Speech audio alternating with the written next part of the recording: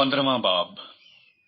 اس وقت فریسیوں اور فقیہوں نے یروشلم سے یسوع کے پاس آ کر کہا کہ تیرے شاگرد بزرگوں کی روایت کو کیوں ٹال دیتے ہیں کہ کھانا کھاتے وقت ہاتھ نہیں دھوتے؟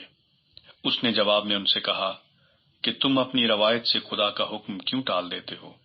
کیونکہ خدا نے فرمایا ہے، تو اپنے باپ کی اور اپنی ماں کی عزت کرنا، اور جو باپ یا ماں کو برا کہے وہ ضرور جان سے مارا جائے۔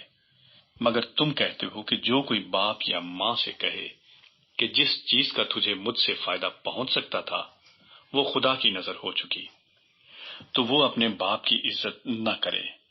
پس تم نے اپنی روایت سے خدا کا کلام باطل کر دیا۔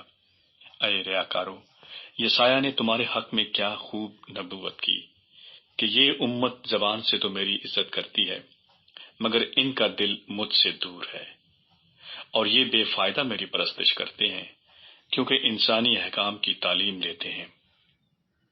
پھر اس نے لوگوں کو پاس بلا کر ان سے کہا کہ سنو اور سمجھو، جو چیز منہ میں جاتی ہے وہ آدمی کو ناپاک نہیں کرتی، مگر جو منہ سے نکلتی ہے وہی آدمی کو ناپاک کرتی ہے۔ اس پر شاگردوں نے اس کے پاس آ کر کہا، کیا تو جانتا ہے کہ فریسیوں نے یہ بات سن کر ٹھوکر کھائی؟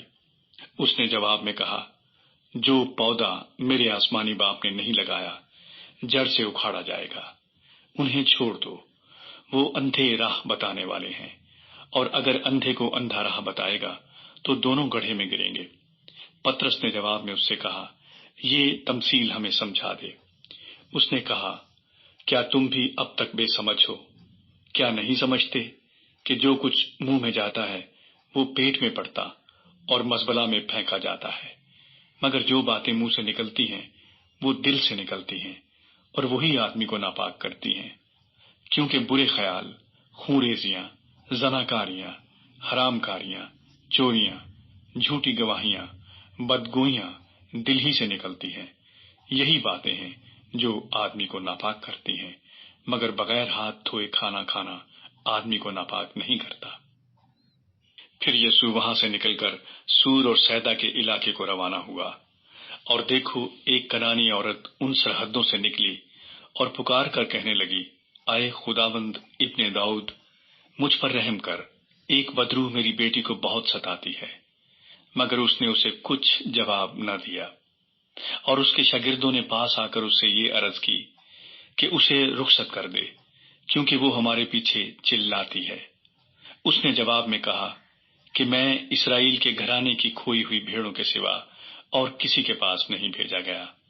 مگر اس نے آ کر اسے سجدہ کیا اور کہا، اے خداوند میری مدد کر۔ اس نے جواب میں کہا، لڑکوں کی روٹی لے کر کتوں کو ڈال دینا اچھا نہیں۔ اس نے کہا، ہاں خداوند، کیونکہ کتے بھی ان ٹکڑوں میں سے کھاتے ہیں جو ان کے مالکوں کی میز سے گرتے ہیں۔ اس پر یسوع نے جواب میں اس سے کہا، اے عورت، تیرا ایمان بہت بڑا ہے، جیسا تو چاہتی ہے تیرے لیے ویسا ہی ہو۔ اور اس کی بیٹی نے اسی گھڑی شفا پائی۔ پھر یسوع وہاں سے چل کر گلیل کی جھیل کے نزدیک آیا اور پہاڑ پر چڑھ کر وہیں بیٹھ گیا، اور ایک بڑی بھیڑ لنگڑوں، اندھوں، گونگوں، ٹنڈوں اور بہت سے اور بیماروں کو اپنے ساتھ لے کر اس کے پاس آئی، اور ان کو اس کے پاؤں میں ڈال دیا، اور اس نے انہیں اچھا کر دیا۔ چنانچہ جب لوگوں نے دیکھا کہ گونگے بولتے، ٹنڈے تندرست ہوتے اور لنگڑے چلتے پھرتے اور اندھے دیکھتے ہیں، تو تعجب کیا اور اسرائیل کے خدا کی تمجید کی۔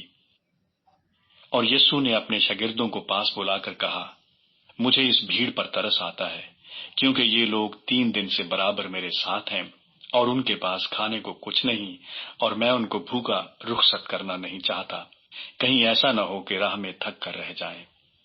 شاگردوں نے اس سے کہا، بیابان میں ہم اتنی روٹیاں کہاں سے لائیں کہ ایسی بڑی بھیڑ کو سیر کریں؟